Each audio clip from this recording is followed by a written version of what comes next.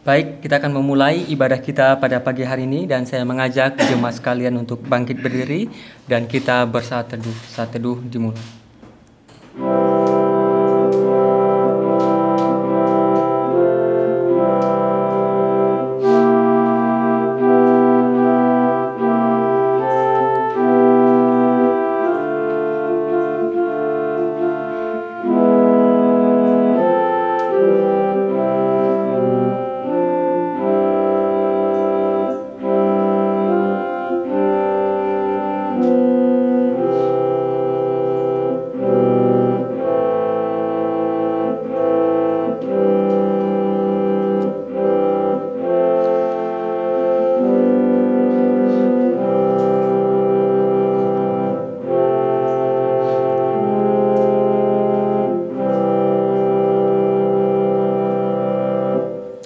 Pertolongan kita adalah dalam nama Tuhan yang menjadikan langit dan bumi. Amin.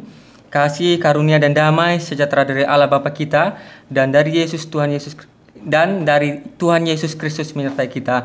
Amin. Mari Bapak Ibu dan Saudara sekalian, kita menyanyikan pujian dari KPPK nomor 22, Sukacita Ku Sembahkan. Kita nyanyikan bait pertama, kedua dan yang ketiga.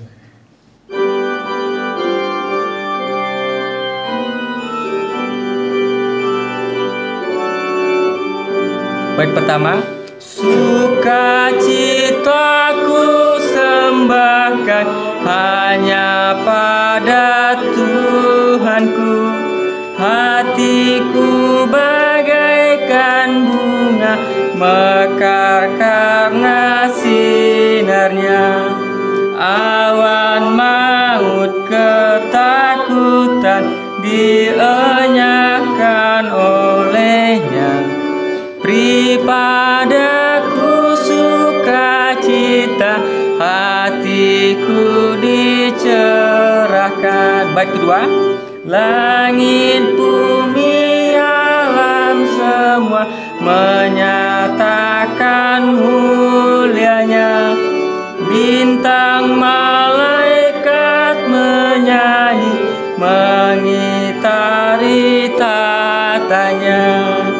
Ladang, hutan, gunung, lembah, padang hijau, samudra, burung nyanyi, air mengalir, ajak kami senanglah. Bait ketiga, sumber berkat, pohon rahmat, anugerahnya kekal.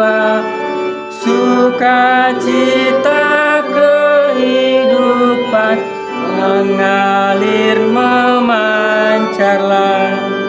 Anak Tuhan bersaudara hidup dalam kasih-Nya. Kita saling mengasihi dalam suka yang bakal. Mari kita berdoa. Tuhan, kami mengucap syukur untuk anugerah Tuhan di dalam kehidupan kami. Dan terlebih Tuhan, kami pada hari ini telah menaikkan pujian kami ke dalam tangan-Mu Tuhan. Sekiranya Tuhan memberkati setiap jemaat Tuhan yang hadir pada hari ini. Dan terlebih juga untuk para pelayan Tuhan yang mengambil bagian pada hari ini Tuhan. Kami juga menyerahkan Tuhan untuk ibadah kami pada hari ini supaya bisa berjalan dengan sopan dan telah teratur. Tuhan juga memberkati untuk setiap fasilitas yang kami gunakan. Sekiranya Tuhan menolong dan memberkati kami. Hanya di dalam nama Tuhan Yesus. Haleluya. Amin. Silakan duduk kembali. Baik Bapak Ibu dan Saudara sekalian, kita akan membacakan pembacaan hukum Taurat yang terambil dari kitab Keluaran 20 ayat 1 sampai yang ke-17. Demikianlah firman Tuhan dengan judul perikop ke-10 firman. Lalu Allah mengucapkan segala firman ini, Akulah Tuhan Allahmu yang membawa engkau keluar dari tanah Mesir, dari tempat perbudakan. Jangan ada padamu Allah lain di hadapanku, jangan membuat bagimu patung yang menyerupai apapun yang ada di langit, di atas, yang ada di bawah bumi, di bawah, atau yang ada di dalam air di bawah bumi. Jangan sujud menyembah kepadanya atau beribadah kepadanya, sebab aku Tuhan Allahmu adalah Allah yang cemburu, yang membalaskan kesalahan bapa kepada anak-anaknya, kepada keturunannya yang ketiga dan keempat dari orang-orang yang membenci aku, tetapi aku menunjukkan kasih setia kepada beribu-ribu orang yaitu mereka yang mengasihi aku dan yang berpegang pada perintah-perintahku. Jangan menyebut nama Tuhan Allahmu dengan sembarangan, sebab Tuhan akan memandang bersalah orang yang menyebut namanya dengan sembarangan. Ingatlah dan kuduskanlah hari Sabat, 6 hari lamanya engkau akan bekerja dan melakukan segala pekerjaanmu. Tetapi hari ke-7 adalah hari Sabat Tuhan Allahmu, maka jangan melakukan sesuatu pekerjaan engkau atau anakmu laki-laki atau anakmu perempuan atau hambamu laki-laki atau hambamu perempuan atau hewanmu atau orang asing yang diam di tempat kediamanmu.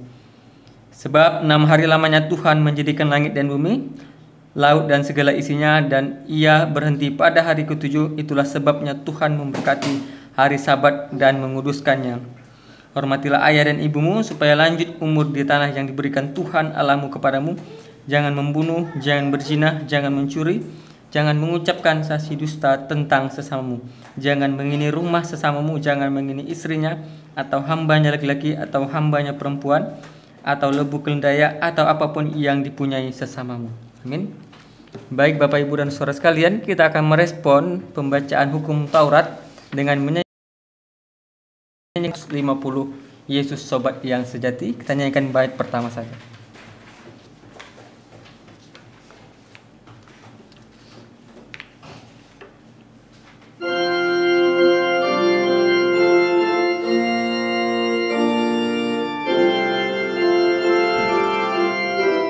Bait pertama, Yesus Sobat yang sejati, tanggung segala dosaku, tiap hal boleh bawa dalam doa padanya. Bila hatiku gelisah, percumalah berlelah, bersandarlah pada Yesus, berdoalah padanya. Baik Bapak Ibu dan Saudara sekalian, tiba saatnya kita akan berdoa mohon pengampunan dan pembaruan hidup dan mohon pencerahan dari Roh Kudus, dan saya mengajak jemaat sekalian untuk berdoa mohon pengampunan dosa atas kehidupan kita. Mari kita bersatu di dalam doa. Tuhan, kami mengucap syukur untuk setiap anugerah Tuhan yang begitu luar biasa di dalam kehidupan kami. Tuhan, terima kasih untuk setiap yang Kau berikan kepada kami Tuhan. Terlebih Engkau memberikan hidup yang kekal kepada kami Tuhan. Kami adalah manusia-manusia yang patut dibinasakan dan layak untuk menerima hukuman kekal. Tetapi karena belas kasihan Tuhan, karena anugerah Tuhan, Tuhan memberikan kami jaminan sebagai hidup yang kekal.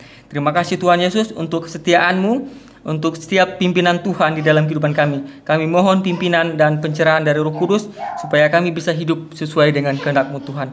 Kami menyerahkan doa pengampunan dosa ini ke dalam tangan-Mu, hanya di dalam nama Tuhan Yesus. Haleluya. Amin.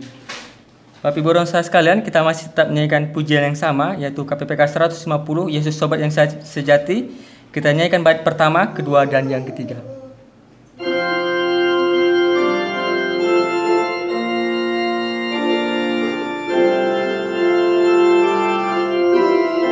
Bait pertama, Yesus Sobat yang sejati,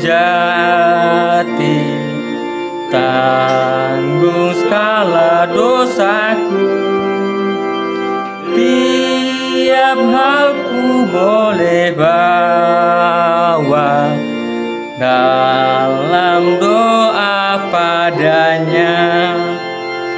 Bila hatiku gelisah,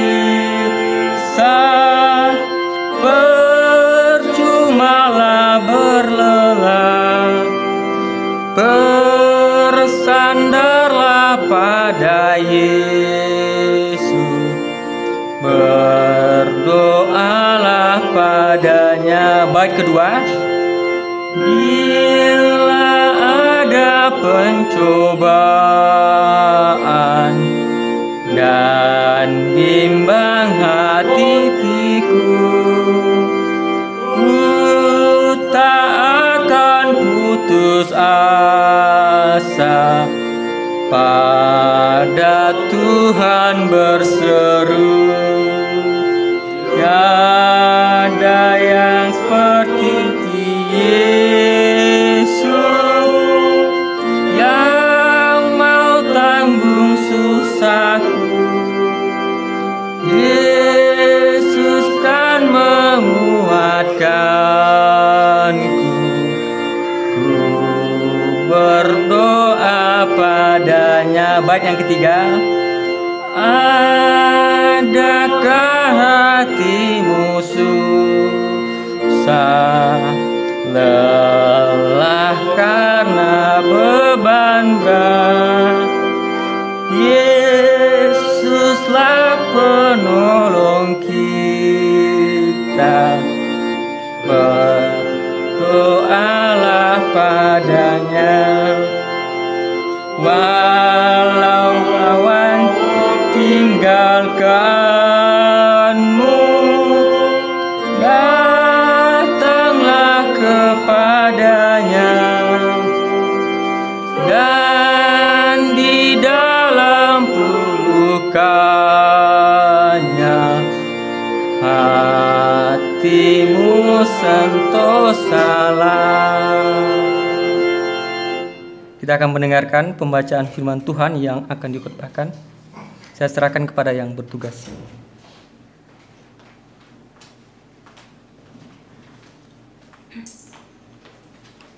Firman Tuhan untuk kita pada hari ini terambil dalam Yohanes pasal 14 ayat 1 sampai ayat yang ke-6. Yohanes pasal 14 ayat 1 sampai ayat yang ke-6. Janganlah gelisah hatimu, percayalah kepada Allah, percayalah juga kepadaku. Di rumah Bapa-Ku banyak tempat tinggal. Jika tidak demikian, tentu aku mengatakannya kepadamu. Sebab aku pergi ke situ untuk menyediakan tempat bagimu. Dan apabila aku telah pergi ke situ dan telah menyediakan tempat bagimu, aku akan datang kembali dan membawa kamu ke tempatku, supaya di tempat di mana aku berada, kamu pun berada. Dan kemana aku pergi, kamu tahu jalan ke situ. Kata Thomas kepadanya, Tuhan, kami tidak tahu kemana engkau pergi. Jadi bagaimana kami tahu jalan ke situ? Kata Yesus kepadanya, Akulah jalan dan kebenaran dan hidup. Tidak ada seorang pun yang datang kepada Bapa kalau tidak melalui aku.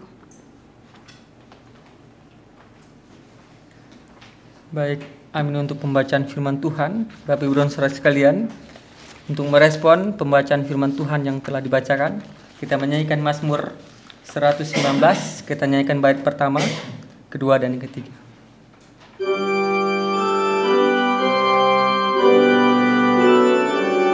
Bait pertama.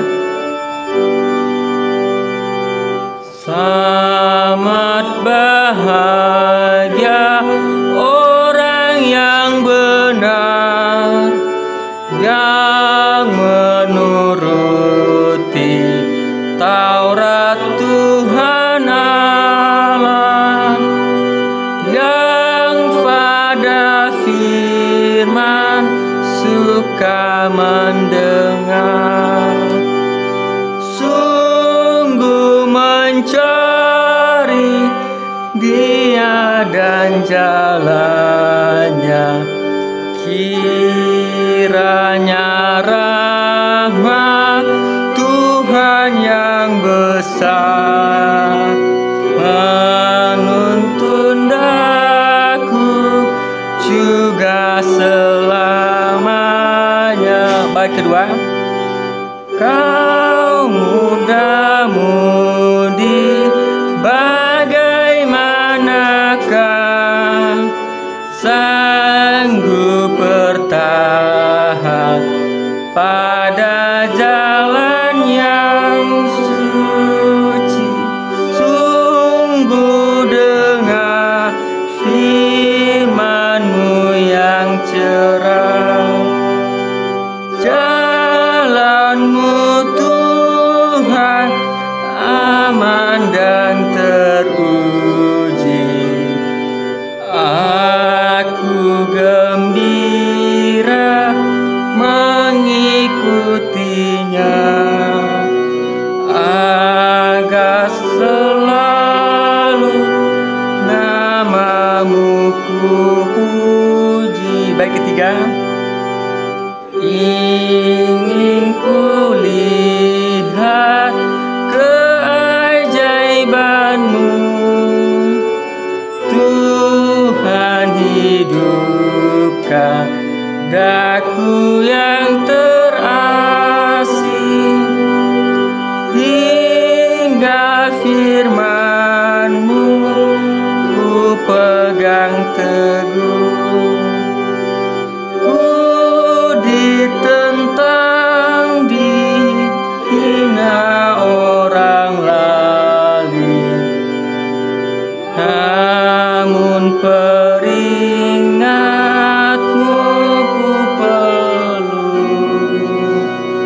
Hanya padamu hidupku terjamin. Serahkan padamu.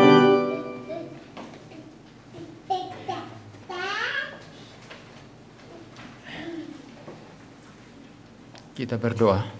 Bapa di surga, terima kasih Tuhan untuk pagi hari ini. Terima kasih untuk kebaikan dan kemurahan Tuhan kepada kami semua yang terus memberikan kesempatan kepada kami untuk berbakti kepada Tuhan. Sekarang kami akan mendengarkan firman Tuhan, berkati kami semuanya. Dalam nama Tuhan Yesus Kristus kami berdoa. Amin. Saudara, pagi hari ini saya berkhotbah mengenai perkataan Tuhan Yesus di dalam Yohanes 14. Di kalimat yang paling awal, kalau kita membaca, itu adalah satu kalimat pastoral yang sangat indah sekali. Tahun 1996,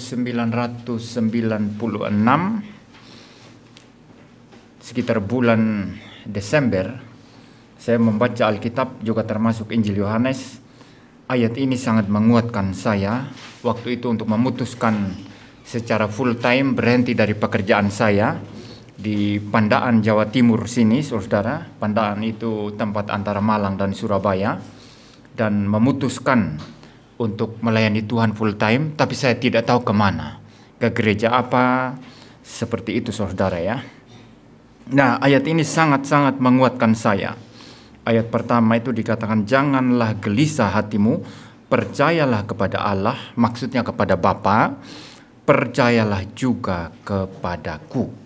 Lalu nanti kalau kita membaca seterusnya, itu muncul di ayat yang ke-6, itu dikatakan, kata Yesus kepadanya, akulah jalan dan kebenaran dan hidup, tidak ada seorang pun yang datang kepada Bapa kalau tidak melalui aku. Kalimat yang sangat terkenal dari Tuhan Yesus yang dicatat di dalam Injil Yohanes.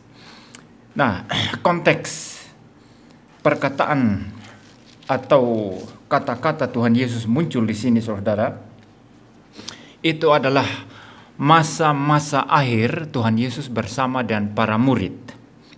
Kalau saudara memperhatikan di perikop sebelumnya, di pasal 13, di situ Tuhan Yesus memperingatkan Petrus ya, bahwa Petrus itu akan menyangkal ya. Lalu kemudian kalau saudara lihat lagi di perikop-perikop sebelumnya, di situ ada mengenai Yudas, ada perintah baru ya, ada peringatan terhadap Yudas ya yang akan mengkhianati Tuhan Yesus. Lalu ada peristiwa di mana Tuhan Yesus membasuh kaki para murid. Nah, kalau kita memperhatikan saudara, ini adalah masa-masa terakhir Tuhan Yesus bersama-sama dengan mereka. Tapi celakanya para murid, banyak di antara mereka belum terlalu sadar bahwa Tuhan mereka, guru mereka akan dibunuh sebentar lagi. Tidak dalam waktu yang lama ya, dalam waktu yang sangat-sangat dekat sekali, dia akan dibunuh mati di atas kayu salib. Bahkan Petrus masih sempat menyombongkan diri sendiri bahwa sekalipun yang lain itu mereka akan menyangkal iman mereka, aku tidak akan menyangkal. Begitu ya. Tetapi kemudian terbukti bahwa Petrus itu menyangkal Tuhan Yesus ya saudara. Jadi suasananya kalau seumpama murid-murid sebetulnya tahu pasti bahwa Tuhan Yesus akan mati sebentar lagi, tentu mereka akan diliputi kesedihan luar biasa, kesepian luar biasa. Seperti saudara kalau bersama-sama dengan seorang yang sakit ya, saudara yang saudara kasihi, orang tua atau keluarga ya, dia berbicara kepada orang-orang yang sehat ya, dia tahu bahwa sebentar lagi dia akan mati, dia sudah rasa badannya tidak kuat, tubuhnya tidak kuat ya, suasananya kan pasti beda ya. Itu pasti ada kesedihan, itu pasti ada sesuatu ya, kesepian ya, karena sebentar lagi orang yang mereka kasihi itu tidak ada lagi bersama-sama dengan mereka. Nah, dalam konteks ini saudara, dalam konteks yang sebetulnya tidak baik-baik itu ya, bukan konteks orang sedang pesta-pesta, bukan konteks orang sedang bersenang-senang, bukan konteks orang sedang rekreasi atau jalan-jalan, tapi konteksnya adalah kesedihan. Nah, di dalam konteks semacam ini muncul kalimat yang sangat-sangat menghibur kita ini saudara ya. Janganlah gelisah hatimu, percayalah kepada Allah, percayalah juga kepadaku. Ya. Walaupun murid-murid itu tidak terlalu paham sesungguhnya apa yang akan terjadi, tapi tentu mereka akan merasa khawatir, mereka akan merasa takut, dan mereka akan was-was juga ya. Tetapi menurut saya seharusnya mereka akan lebih was-was, mereka akan lebih bersedih kalau mereka tahu persis apa yang akan terjadi. Nah, karena mereka tidak tahu persis apa yang akan terjadi, ketika di Taman Getsemani Tuhan Yesus ajak mereka berdoa, ya, mereka bikin apa? Mereka tidur. Ya, mereka tidur, saudara. Nah, kadang-kadang kita kalau berjaga-jaga atas seseorang yang mungkin sakit, ya, kalau kita tidak terlalu merasakan suasana kesedihan karena orang ini akan meninggal sebentar lagi, ya mungkin di bawah tidur bisa. Nanti kalau kaget, oh ada orang sakit ya, lalu mulai prihatin lagi, kan begitu ya. Tapi kalau sungguh-sungguh prihatin, tahu persis apa yang akan terjadi, saya pikir mereka nggak akan tidur. Ya, mereka nggak akan tidur, saudara. Nah, saudara, dalam konteks ini muncul ayat yang sangat menguatkan kita, saudara. Jangan gelisah hatimu, percayalah kepada Allah, percayalah juga kepadaku.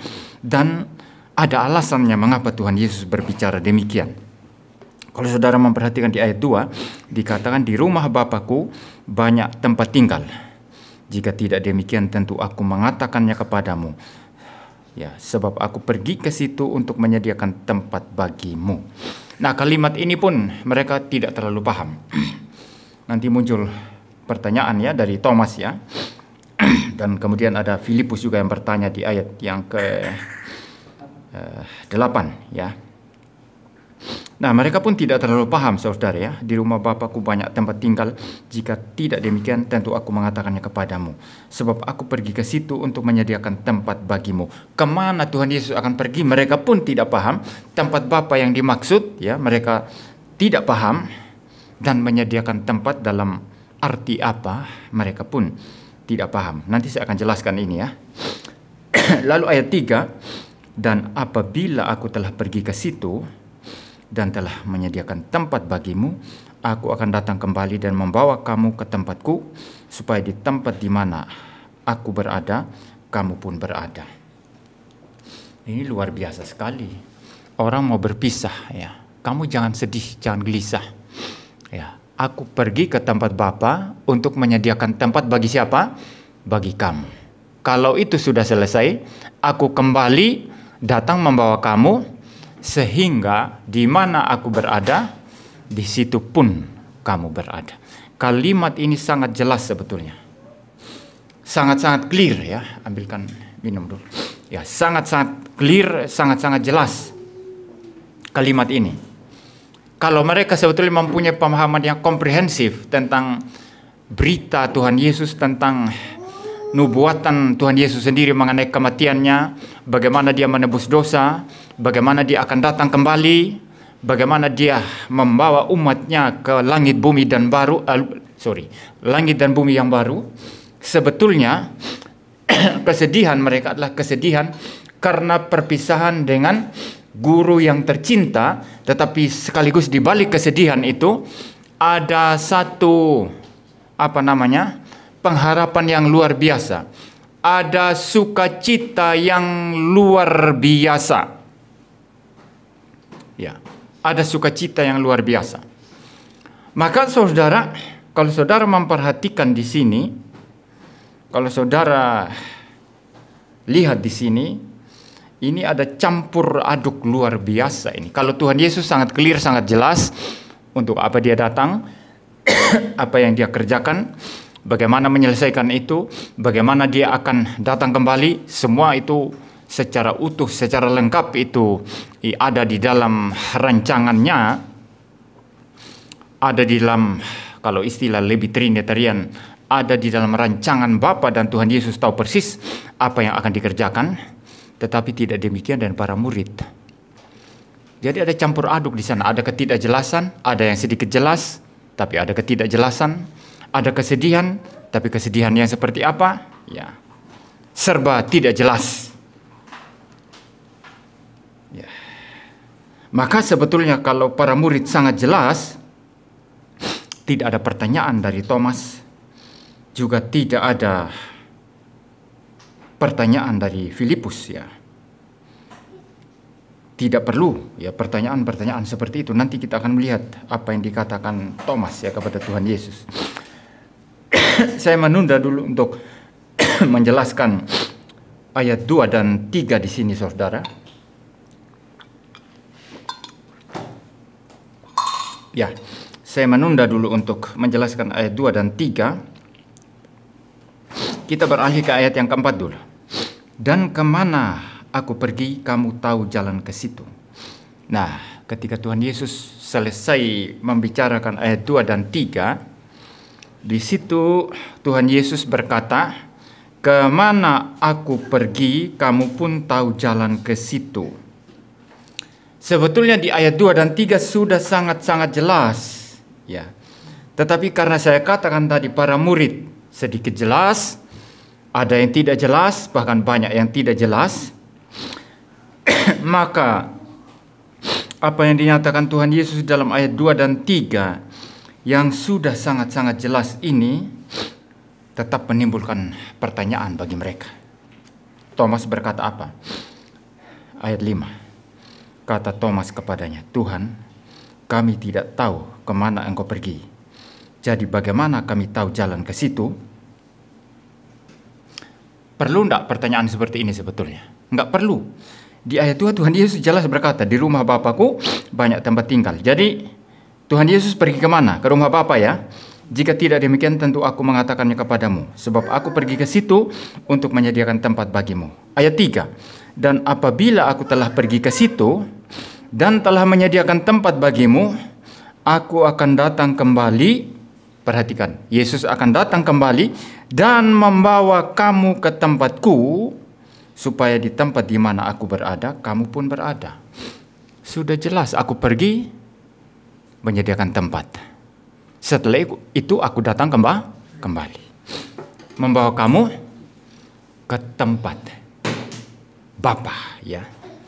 Jadi masih perlu enggak bertanya, tunjukkan jalan itu kepada kami? Kan tidak perlu, ini pertanyaan yang sia-sia, saudara. Nah, akibat banyak hal yang tidak jelas. Saudara-saudara, kita tidak heran ketika Tuhan Yesus sibuk mengajar mengenai penderitaannya, mengenai bagaimana dia dianiaya, para murid sibuk memperebutkan siapa yang paling besar di antara mereka. Bahkan anak-anak daripada Zebedeus, Yakobus dan Yohanes, karena mama mereka adalah saudara kandung daripada ibu Tuhan Yesus, yaitu Maria, maka mereka seperti seolah-olah mempunyai hak istimewa. Mereka minta mama mereka untuk kemudian meminta tempat khusus kepada Tuhan Yesus buat mereka. Ya, satu di sebelah kiri, satu di sebelah kanan. Jadi kalau saudara perhatikan di sana, sudah salah sejak awal. Mereka tidak terlalu memperhatikan pengajaran Tuhan Yesus. Ini para murid, saudara. Ini kelas murid, ini sekelas murid yang setiap hari bersama-sama dengan Tuhan Yesus. Bagaimana dengan jemaat? Bagaimana dengan kita semua?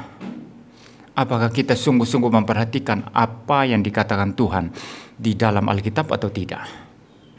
Apakah kita sungguh-sungguh memperhatikan dan berusaha mau memahami atau tidak? Tidak semua orang Kristen seperti itu. Orang kalau sedikit memperdebatkan kejelasan satu kebenaran Alkitab saja, orang katakan tidak usah berdebat, yang penting beriman saja. Jadi mereka tidak menuntut pengertian. Tidak menuntut pengertian. Kita tidak heran sekelas murid saja, murid Tuhan Yesus, mereka juga selama Tuhan Yesus mengajar sering-sering salah paham, sering-sering tidak mau paham apa yang dikatakan oleh Tuhan Yesus. Petrus paham enggak? Enggak. Itu sebabnya dia berkata, sekali-sekali mereka ini menyangkal, aku tidak akan. Karena dia pikir mungkin ya Yesus bilang mau mati, tapi seperti apa matinya? Kalau dia sebetulnya mendengarkan apa yang dikatakan Tuhan Yesus, bahwa anak manusia akan datang ke Yerusalem, di sana dia akan dibunuh dalam keadaannya sebagai manusia. Kalau dia tanggapi itu dan serius, siapa sih Petrus? Senjatanya berapa? Coba senjatanya Petrus ada berapa? Tangannya ada berapa? Pasti sebetulnya ada ketakutan, tapi seperti tidak takut. Sekali-sekali mereka ini menyangkal, aku tidak akan menyangkal. Dan untuk sedikit membuktikan keberaniannya, di Taman Getsemani dia masih melepaskan pedangnya, lalu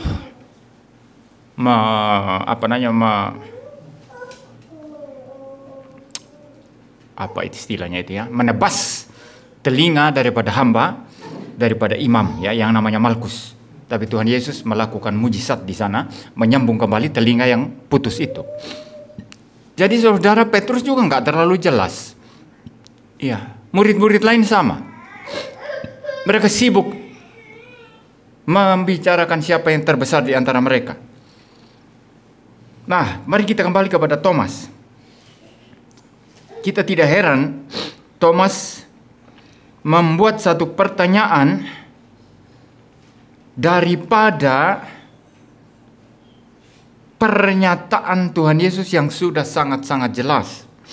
Jadi Thomas bikin satu pertanyaan yang didasarkan pada pernyataan Tuhan Yesus yang sudah sangat jelas. Aku pergi menyediakan tempat bagimu. Setelah itu aku kembali. Setelah kembali, aku membawa kamu ke sana. Sehingga di tempat di mana aku berada, kamu pun berada. Ini kan sangat clear, apalagi yang mau ditanyakan. Tuhan Yesus ya, Tuhan yang empunya kesabaran. Kalau seperti saya ya mungkin sudah. Ya mungkin ini pertanyaan bodoh sekali ini. Coba saya bongkar ya pertanyaan bodohmu ya, gitu ya. Mungkin kalau saya ya, sudah jelas aku datang. Aku pergi menyediakan tempat. Setelah itu aku datang. Lalu bawa kamu ke sana. Sehingga di mana aku ada, kamu pun ada. Masih tanya, tunjukkan jalan kami itu. Tunjukkan jalan itu supaya kami juga tahu. Ini pertanyaan yang sama sekali tidak penting. Yang lahir dari ketidakmengertian, ketidaktahuan. Jadi sekelas para murid saja saudara, seperti itu, apalagi kita. Ya, ini juga fakta menegaskan bahwa kita tidak bisa meninggikan siapapun, orang suci, para rasul, termasuk Bunda Maria. Kita tidak bisa meninggikan siapapun. Kita semua penuh cacat dan kelemahan. Petrus saja banyak kesalahannya di sana. Bahkan suatu saat ketika Tuhan Yesus berkata, aku akan dibunuh, Petrus tarik Tuhan Yesus ke samping, lalu ditegur. Seolah-olah dialah yang guru dan Tuhan Yesus murid. Ditarik ke samping, ditegur. Ya, ini kurang ajar sekali, saudara. Ini sikap yang kurang ajar sekali. Dan akhirnya Tuhan Yesus menghardik Petrus dan sangat keras. Enyahlah iblis. Kenapa? Karena apa yang ada di pikiran Petrus dan apa yang dilakukan Petrus untuk menghalangi Tuhan Yesus naik ke kayu salib, itu adalah pekerjaan iblis. Kalau ada orang sekarang membaca Alkitab, menafsirkan Alkitab, lalu mengatakan Yesus tidak mati di salib, untuk apa mati di salib? Mereka diinspirasikan oleh iblis. Itu sebab mereka berkata demikian. Saudara tahu siapa orang-orang yang berkata begitu? Ya, tidak perlu mati di salib. Untuk apa? Ya, akhirnya timbul teori seperti Kainama itu. Dia hanya pingsan katanya. Dia hanya pingsan, lalu kemudian dibalsam, sembuh lagi katanya. Ini kata-kata yang diinspirasikan oleh setan. Ini mirip dengan Petrus, saudara. Apa yang ada di pikiran Petrus itu dari setan. Ya. Jadi kalau Petrus aja murid yang paling menonjol, yang dianggap pemimpin dari semua murid seperti itu, apalagi Thomas yang skeptis. Ya, Thomas yang skeptis. Ya. Menanyakan satu pertanyaan di atas sesuatu kejelasan, ini adalah kebodohan. Saudara, kalau Anda sudah dijelaskan betul-betul jelas, ya, clear. Katakanlah Anda konsultasi dengan dokter.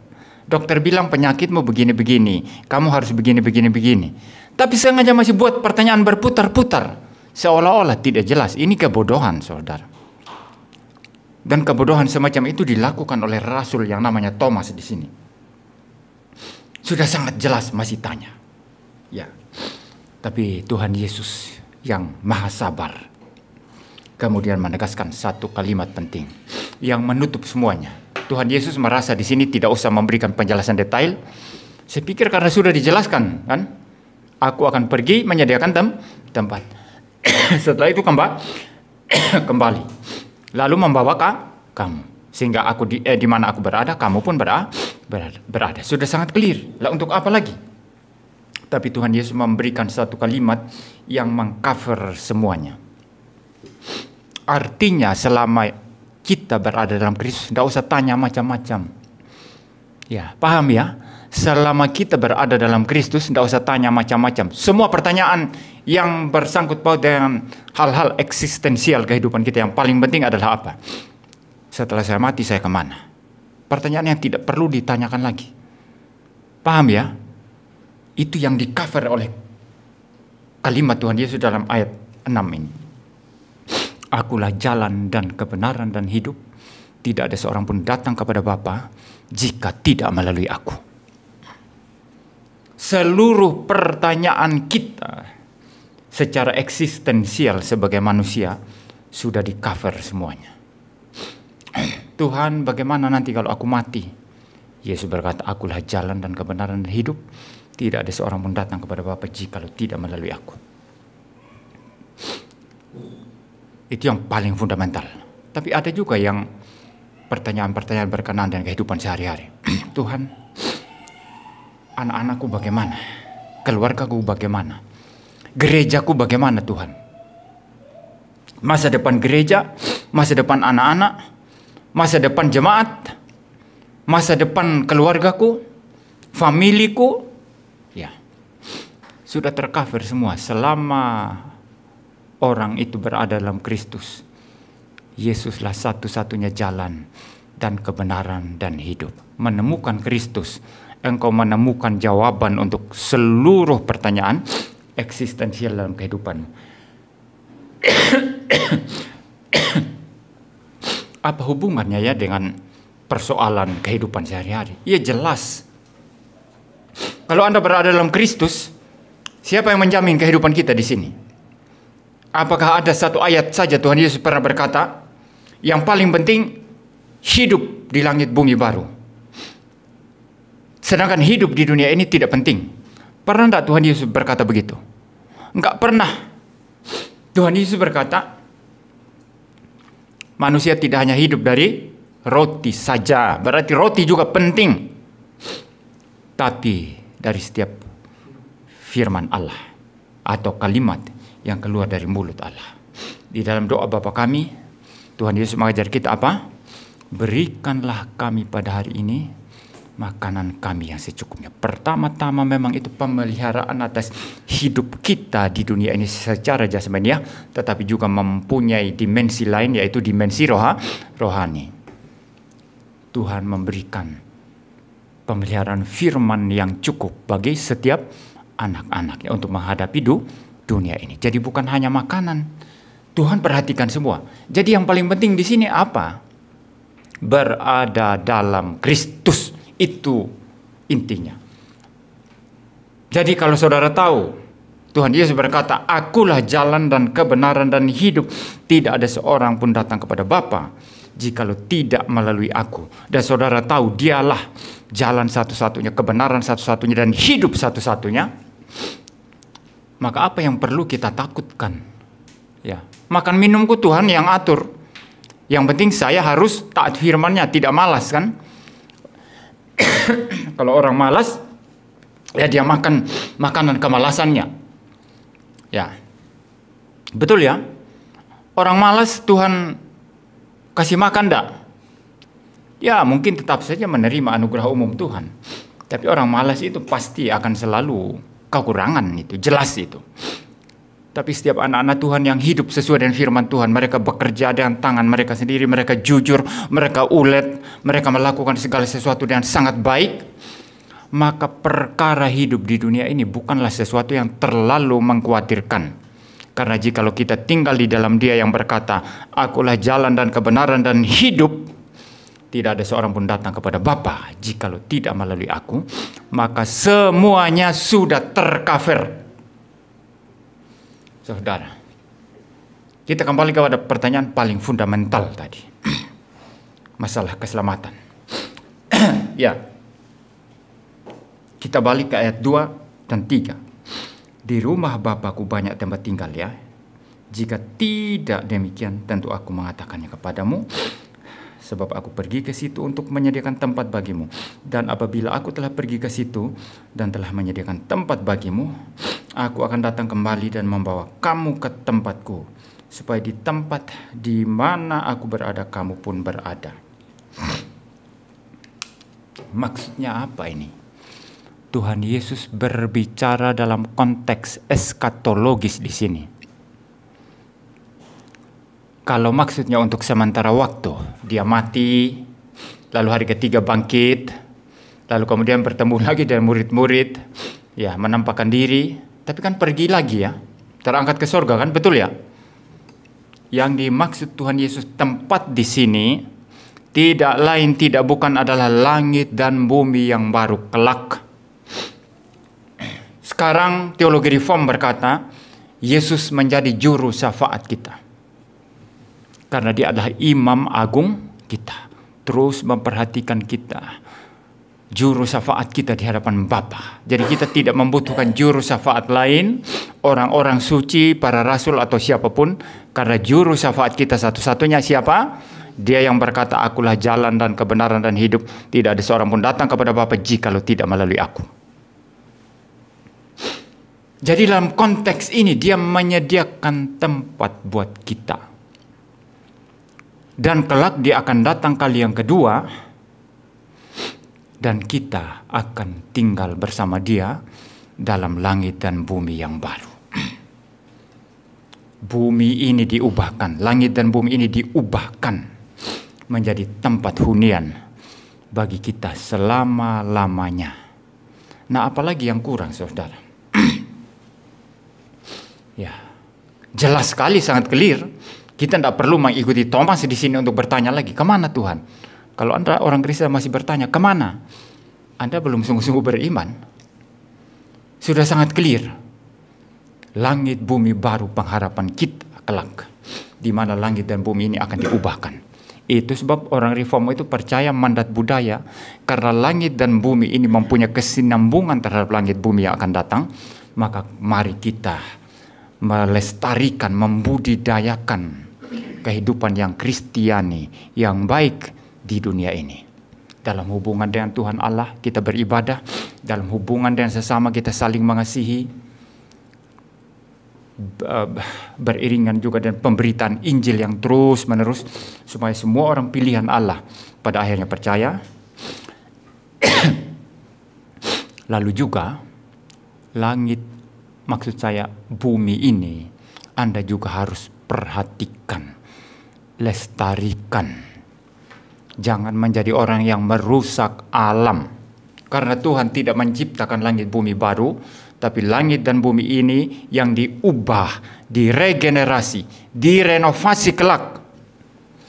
Saya tidak percaya kalau renovasi itu renovasi sepenuhnya bersifat mujizat, bersifat supranatural, dan tidak ada sumbangsi orang Kristen ketika berada di dunia ini.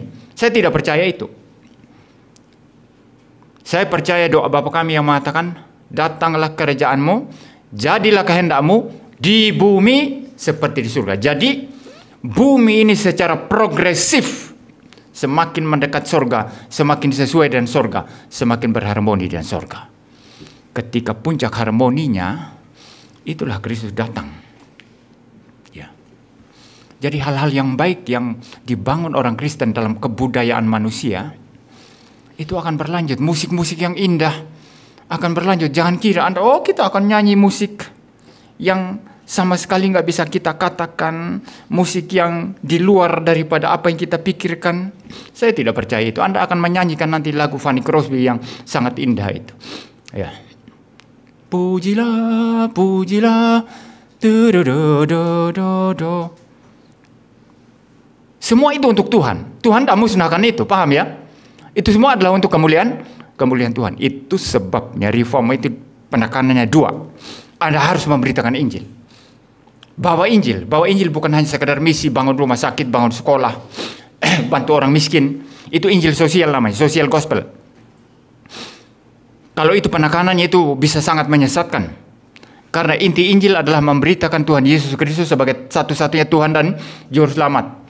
Itu sebabnya saya pakai kesempatan waktu perdebatan, saya menegaskan, siapa percaya Tuhan Yesus Kristus sebagai Tuhan dan Juru Selamat, pasti selamat. Siapa yang menolak dia pasti binasa. Itu kata Alkitab. Anda menantang orang percaya Tuhan Yesus Kristus. Ini penginjilan, ini namanya misi penginjilan. Tapi jangan lupa ada satu misi yang lain, mandat budaya. Kalau misi penginjilan akan berakhir ketika Tuhan Yesus datang kali yang kedua. Anda tidak perlu memberitakan Injil lagi ya. Atau masih perlu memberitakan Injil kepada setan di neraka atau orang-orang jahat di neraka. Enggak perlu, saudara. Enggak perlu. Pemberitaan Injil sudah berhenti ketika Tuhan Yesus datang kali yang kedua. Tapi mandat budaya akan terus berjalan. Anda tidak hanya diam mematung di sana. Tidak. Tetap 3 hal ada nanti. Pertama, merefleksikan kemuliaan Allah. Merefleksikan kemuliaan Kristus dan cara paling sempurna. Itu tugas kita dalam langit bumi baru. Kedua, menjadi representasi Tuhan untuk terus membudidayakan langit bumi baru. Ya, kita kerja, ada pekerjaan, ada aktivitas. Dan ketiga, seperti di dunia ini setiap hari Minggu kita berkumpul, ada satu hari tertentu menyembah Tuhan, kita tetap beribadah di sana nanti. Kita tetap ada waktu untuk membungkuk kepada Tuhan. Paham? Inilah makna hidup kita. Ini makna kita diciptakan. Tidak ada yang lain, saudara. Jangan Anda kira makna hidup kita banyak uang. Anda banyak uang kalau tidak berada dalam Tuhan, Anda stres. Anda depresi. Anda bisa bunuh diri bahkan. Ada banyak orang kaya bunuh diri. Saudara tahu di mana di dunia ini yang paling banyak bunuh dirinya? Di Jepang. Negara paling maju ya. Negara paling maju. Tapi anak muda, anak remaja paling banyak bunuh diri. Jadi jangan kira kemajuan ilmu pengetahuan, kemajuan teknologi, kemajuan semuanya itu membawa orang damai dan lain sebagainya. Justru akan membuat orang depresi karena mereka berada di luar Kristus yang berkata, akulah jalan dan kebenaran dan hidup. Tidak ada seorang pun datang kepada Bapa jika tidak melalui aku. Ya saudara, Jadi bukan uang, bukan apapun saudara. Maka jangan korbankan relasi dengan sesama kita hanya gara-gara uang.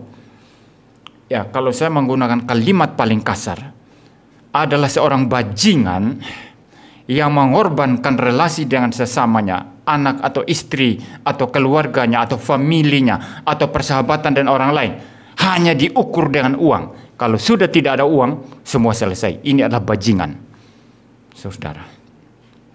Ini dosa yang sangat besar. Karena tujuan kita hidup bukan uang. Ya, tujuan kita hidup ada apa? 3, dan saya bahas ini dalam dogmatika saya. Saya pikir di sana saya sangat merepresentasikan worldview reform di situ. Ya, worldview reform. Ya, pertama apa tadi? Merefleksikan kemuliaan Allah, menjadi mirip dengan Allah. Kedua, menjadi representasi Tuhan. Tetap berjalan ini nanti dalam langit bumi baru. Ketiga apa? Terus beribadah dan menyembah Tuhan, bersekutu dengan Dia. Itulah tujuan kita diciptakan. Di dalam ketiga hal ini kita menemukan makna hidup kita. Jadi apa yang saya ajarkan ini clear? Jelas apa enggak? Kalau sudah jelas, maka kita kembali ke ayat yang pertama tadi. Janganlah gelisah hatimu, percayalah kepada Allah, percayalah juga kepadaku. Ada landasan yang sungguh-sungguh rasional, beralasan. Di dalam konteks seperti ini Tuhan Yesus berkata jangan gelisah. Jadi intinya apa sekarang? Kita harus berada dalam Kristus. Jangan pernah mau keluar dari sana. Teologi reform berkata, sekali kita berada di dalam, tidak mungkin keluar. Ya, tapi kita ada di dalam, sering pikiran berdosa kita mau keluar. Walaupun kita tidak bisa. Tapi pikiran berdosa mau keluar saja, itu sudah kejahatan yang merusak persekutuan dengan Tuhan. Dan saudara bisa tanggung akibatnya. Tuhan tidak pernah membuang anak-anaknya ya, jelas ya. Tapi kita bisa mengabaikan Tuhan di dalam persekutuan kita. Yang paling sederhana saya dorong saudara, siapapun yang mendengar khotbah saya ini, untuk memupuk kebiasaan berdoa. Memupuk kebiasaan berdoa. Bangun pagi berdoa. Bersekutu dengan Tuhan. Ya. Berdoa. Selalu siap sedia berada dalam Kristus. Kedua, selalu dekat dengan firman Allah. Caranya dekat bagaimana? Bukan ambil Alkitab, taruh di bawah bantal, tidur. Tuhan, aku sudah taruh Alkitabmu di bawah bantalku. Berikan aku mimpi yang indah hari ini Tuhan. Seperti mimpi Bapak Yakub di Betel gitu ya. Melihat malaikat naik turun ke atas. Dari atas tangga. Tidak begitu saudara. Tapi buka Alkitab, baca.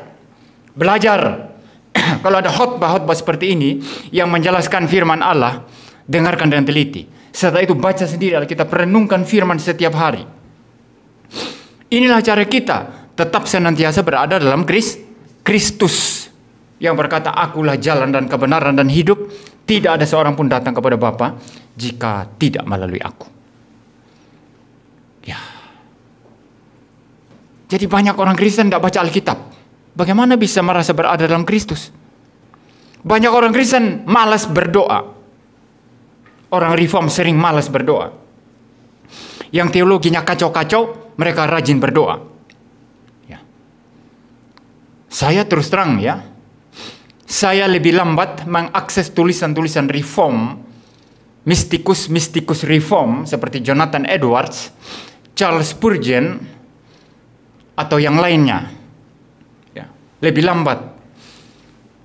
Waktu saya pertama kali menyerahkan diri menjadi hamba Tuhan, saya lebih cepat mengakses tulisan-tulisan karismatik. Dan akhirnya salah satu buku karismatik mempengaruhi kehidupan doa saya. Ya, yang ditulis oleh yang namanya Larry Lee. Judul bukunya itu, Tidak Sanggupkah Engkau Berjaga-jaga Selama 1 jam saja dengan Aku. Itu perkataan Tuhan Yesus di Taman Getsemani yang saya sudah singgung tadi, murid-murid tidur. Dan dia berbicara tentang doa di sana. Dia singgung Yonggi Cho yang ajaran sesat dan lain sebagainya. Tapi saya tahu itu buku, dia menyinggung orang-orang yang teologinya sesat. Bahkan Larry Lee pun itu saya tidak yakin dia teologinya beres. Tapi buku itu yang awal mendorong saya untuk berdoa. Paling tidak 1 jam 1 hari. Dan ini kebiasaan yang saya terus pupuk selama pelayanan saya. Ya, tentu ada bolong-bolongnya itu. Jelas ya. Karena kita manusia ada kelemahan. Ya. Tapi itu yang saya pupuk terus, saudara. Lalu kemudian baru mulai mengakses teologi reform.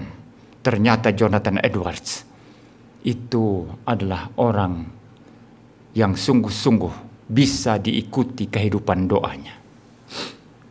Martin Luther berdoa, baru kemudian saya tahu 2 jam sehari. Loh, ternyata kita pikir karismatik yang doa lama-lama itu karismatik ya. Ternyata Martin Luther 2 jam 1 hari berdoa. Tapi orang reform sekarang nggak mau ya. Kenapa? Malas ya. Kemudian Calvin tidak disebutkan dia berdoa berapa jam dalam sehari, tapi sering sekali berdoa, dikit-dikit berdoa. Itu kalau diakumulasikan itu berapa banyak itu? Calvin itu. Ya. Saya membaca Charles Spurgeon, pengkhotbah reform baptis yang sangat terkenal di Inggris pada abad ke-19 yang lalu, yang disebut sebagai The Prince of Preacher, pangeran daripada pengkhotbah. Itu rajin sekali berdoa, berjam-jam bisa berdoa apalagi kalau ada kegiatan tertentu. Itu sebabnya khotbahnya itu sangat diberkati Tuhan. Walaupun dia ada satu kesalahan menurut saya. Perokok berat ya, tapi tidak jadi alasan untuk membenarkan rokok ya. Ya. Perokok berat itu. Mungkin juga gara-gara rokok akhirnya dia terkena sakit asam urat. Umur 50-an lebih meninggal, 56 kalau saya tidak salah. Dan selama belasan tahun mungkin, tiap kali dia berkhotbah itu, dia berdiri dan kaki kiri yang sangat sakit karena asam urat yang sangat luar biasa, beratnya. Dan waktu itu di zaman dia pengobatan asam urat ya tidak seperti sekarang ya. Anda kalau suka makan sembarang, makan jeroan, minum alkohol, rokok, itu jantung, asam urat, kolesterol tinggi, itu sudah satu paket itu. Ginjal, cuci darah, itu satu paket semua nanti itu. Tapi walaupun punya kelemahan di dalam aspek ini, dia berdoa luar biasa. Itu sebabnya setiap khotbahnya sangat diberkati Tuhan. Saya pernah membaca dalam biografinya itu, dia datang ke satu tempat hanya untuk mengecek akustik ruangan. Dan ruangan waktu itu tidak pakai mikrofon, saudara. Hanya mengandalkan akustik ruangan. Jadi bayangkan kalau ruangan itu menampung 6.000 orang, berapa luasnya? Kalau menampung 6.000 orang, berapa luasnya? Dan saya pikir Spurgeon pernah membangun tabernakel yang mungkin menampung lebih dari itu, mungkin 10.000-an orang. Tapi tidak pakai mikrofon. Nggak ada mikrofonnya. Nggak pakai itu, sound system.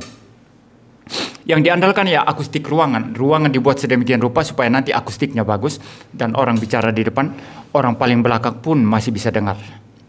Nah, dia datang ngecek akustik ruangan. Dia membaca satu ayat yang saya lupa, diambil dari kitab Efesus kalau saya tidak salah. Kitab Efesus. Dia baca satu ayat, dia berdiri di mimbar, dia baca satu ayat itu dan sangat keras sekali. Saudara tahu tidak, di atas atap itu ada orang memperbaiki atap yang bocor. Tukang itu mendengar Charles Spurgeon membacakan ayat dari Efesus tadi itu. Hanya mendengar ayat dibacakan itu, dia percaya Tuhan Yesus. Kemudian orang ini berkata, setelah dia jadi Kristen, saya pertama kali bertobat dan percaya Tuhan Yesus ketika mendengarkan Charles Spurgeon baca ayat. Saya ada di atas sedang memperbaiki atap. Ya, rahasianya apa? Berada dalam Kristus. Segala sesuatu itu rahasianya berada dalam Kristus. Ya, jangan mencari kesuksesan model motivator di dunia ini. Itu kesuksesan model humanisme yang berpusat kepada manusia. Kamu punya potensi, ayo bangkitkan itu. Potensi apanya? Potensi untuk berbuat dosa terus ada, betul ya? Betul enggak? Amin enggak ini? Ya, kamu potensi, bukan kamu saja, saya potensi untuk berbuat dosa terus menerus, itulah potensi kita. Wah, tapi kalau motivator sekarang yang dipengaruhi New Age movement itu dipengaruhi oleh agama-agama timur ya, yang sifatnya panteisme, panteistik. Kamu punya potensi, bangkitkan kundalini, bangkitkan cakra ya.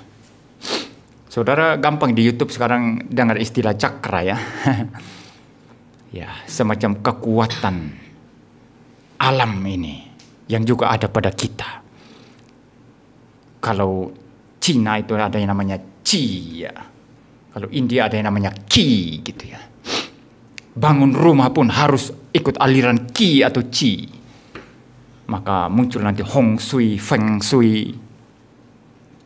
Kita tidak berada di konteks semacam itu. Anda mau sukses. Sukses bukan menurut dunia ya, kaya raya, tidak sakit ya, bukan itu. Sukses dalam 3 hal tadi, tujuan hidup kita. Mempermuliakan Tuhan, merefleksikan kemuliaan Tuhan, merepresentasikan Tuhan dalam dunia pekerjaan kita, menjadi wakil Tuhan dalam dunia pekerjaan kita, dan beribadah, mempunyai hubungan yang baik dengan Tuhan. Caranya apa? Berada dalam Kristus. Itu rahasianya. Biarlah kita pulang dari tempat ini, membawa firman Tuhan ini, dan menjadikan kita orang Kristen yang sungguh-sungguh berada dalam Kristus. Dia sudah membuat kita berada di dalam Dia. Maka kita mari berjuang supaya kita betul-betul merasa berada dalam Dia. Jangan membuat manuver-manuver yang tidak Kristiani, tindakan-tindakan yang melawan Tuhan, supaya kemudian mengakibatkan kita menjadi tidak sungguh-sungguh berada di dalam Kristus. Walaupun kita berada dalam Dia, Dia tidak membuang kita, tapi kita sulit merasakan bahwa kita sungguh-sungguh berada dalam Dia karena pemberontakan kita. Ya, biarlah kita menjadi orang Kristen yang setia kepada Kristus. Mari kita berdoa. Bapakku yang ada di surga, Bapa kami yang di surga, terima kasih Tuhan untuk firman-Mu pada saat ini yang sudah dijelaskan, diuraikan dalam khotbah ini. Biarlah kiranya kami selalu berada dalam Kristus, selalu mengasihi Kristus anak-Mu yang tunggal itu, Sang Firman, Sang Logos, dan kami menjadi orang Kristen yang sungguh-sungguh merefleksikan kemuliaan Tuhan, sungguh-sungguh merepresentasikan Tuhan dalam dunia pekerjaan kami, dan sungguh-sungguh bersekutu beribadah dengan Tuhan. Tolong kami Tuhan, berkati kami agar pulang dari tempat ini lebih cinta Tuhan, lebih mengasihi Tuhan yang ditunjukkan, dan kami mencintai firman Tuhan, mencintai Alkitab, membaca Alkitab, merenungkan firman Tuhan, mendengarkan khotbah-khotbah yang baik, mendengar belajar teologi yang baik yang sungguh-sungguh berdasar pada Alkitab, dan terus-menerus berdoa, sekaligus kami terus merefleksikan kemuliaan Tuhan, terus menjadi merepresentasikan Tuhan dalam kehidupan kami, panggilan pekerjaan kami, dan juga terus beribadah bersekutu dengan Tuhan. Terima kasih Tuhan, dalam nama Tuhan Yesus Kristus kami berdoa, amin.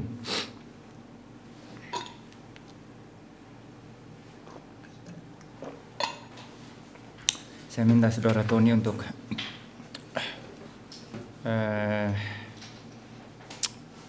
memimpin pujian persembahan sekaligus doa syafaat.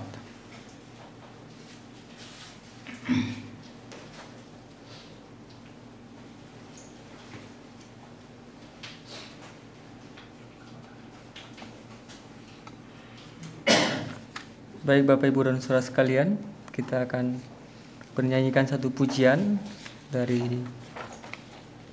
KPPK nomor 150, Yesus Sobat yang Sejati. Kita nyanyikan bait pertama, kedua, dan ketiga.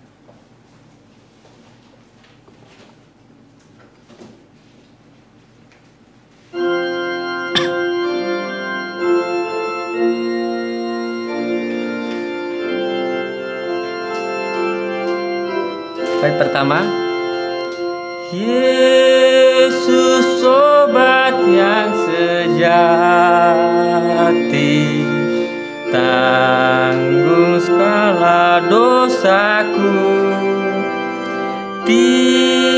setiap hal ku boleh bawa dalam doa padanya. Bila hatiku gelisah, percumalah berlelah, bersandarlah pada Yesus, berdoalah padanya. Bait yang kedua. Bila ada pencobaan dan bimbang di hatiku, ku tak akan putus asa, pada Tuhan berseru. Tiada yang seperti Yesus yang mau tanggung susahku. Yesus kan menguatkanku. Ku berdoa padanya. Bait ketiga. Adakah hatimu susah, lelah karena beban berat? Yesuslah penolong kita, berdoalah padanya. Walau awan tinggalkanmu, datanglah kepadanya, dan di dalam pelukannya hatimu sentosalah. Baik Bapak Ibu dan Saudara sekalian, mari kita bersatu di dalam doa. Tuhan, kami mengucap syukur untuk kemurahan Tuhan, dan terlebih-lebih Tuhan untuk persembahan yang boleh kami berikan kepada. Sekiranya Tuhan, Engkau boleh menerima persembahan kami, dan terlebih-lebih persembahan ini bisa berguna untuk gereja di tempat ini Tuhan. Tuhan, hamba-Mu berdoa Tuhan untuk pemimpin bangsa dan negara kami, dari tingkat tertinggi hingga tingkat terendah. Tuhan menolong setiap jajaran yang ada di dalamnya, supaya mereka bisa memimpin, dan Tuhan memberikan hikmat dan kebijaksanaan untuk para pemimpin kami. Tuhan, biarlah mereka mempunyai hati yang tulus untuk memimpin bangsa dan negara kami, dan membawa bangsa dan negara kami ke arah yang lebih maju. Tuhan, kami juga berdoa untuk para misi, untuk para penginjil, dimanapun mereka menginjili, dimanapun mereka menyampaikan pemberitaan firman Tuhan. Tuhan menolong mereka. Mungkin ada banyak tantangan yang mereka lewati Tuhan, entah itu penganiayaan dan penindasan yang mereka terima, tetapi biarlah Injil Kristus bisa diberitakan di sana Tuhan. Kami juga berdoa Tuhan untuk Kota Malang, di mana kami tempat tinggal sekarang. Tuhan menolong, berikan kedamaian yang ada di Kota Malang. Tuhan juga memberkati wali kota, untuk para pemimpin di Kota Malang. Tuhan memberkati supaya mereka memberikan hikmat dan kebijaksanaan di dalam Tuhan. Tuhan, kami juga berdoa untuk setiap gereja yang merayakan ibadah pada hari Minggu. Tuhan memberkati, Tuhan berikan kedamaian, Tuhan berikan ketenangan di dalam beribadah Tuhan. Hamba-Mu juga berdoa Tuhan untuk setiap korban bencana alam dimanapun mereka berada, entah itu yang ada di Indonesia ataupun yang ada di luar negeri. Tuhan menolong, Tuhan memberkati. Kami menyerahkan juga untuk setiap anak-anak Tuhan dimanapun mereka berada, yang setia di dalam pemberitaan Injil. Tuhan memberkati dan menolong. Tuhan, kami juga memberkati, berdoa untuk gereja kami GGR ini Tuhan, dimanapun mereka berada, yang di Malang, yang di Solo, yang di Kalimantan, Papua, di Bali. Tuhan memberkati untuk hamba-hamba Tuhan yang ada di dalamnya, supaya mereka tetap setia memberitakan Injil, yaitu Kristus Yesus, dan sebagai juru selamat kami Tuhan. Kami berdoa dan menyerahkan doa syafaat ini ke dalam tangan Tuhan, hanya di dalam nama Tuhan Yesus. Haleluya. Amin.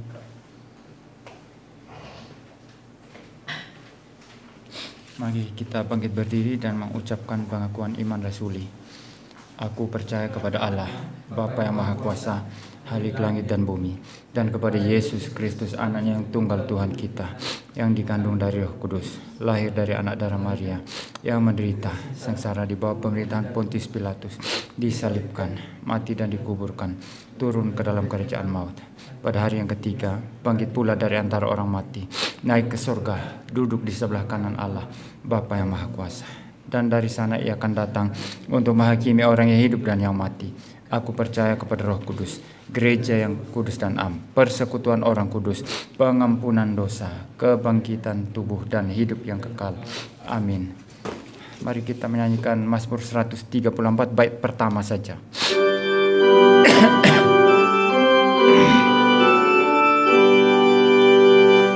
Tuhan Allahmu pujilah,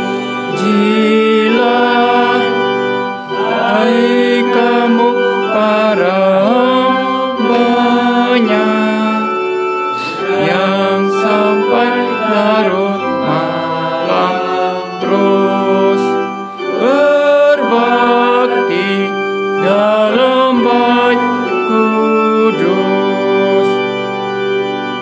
Jemaat Tuhan, pulanglah dan terimalah berkat Tuhan. Tuhan memberkati engkau dan melindungi engkau. Tuhan menyinari engkau dengan wajah-Nya dan memberi engkau kasih karunia. Tuhan menghadapkan wajah-Nya kepadamu dan memberi engkau damai sejahtera. Amin. Amin. Amin. Silakan duduk saat teduh ibadah selesai.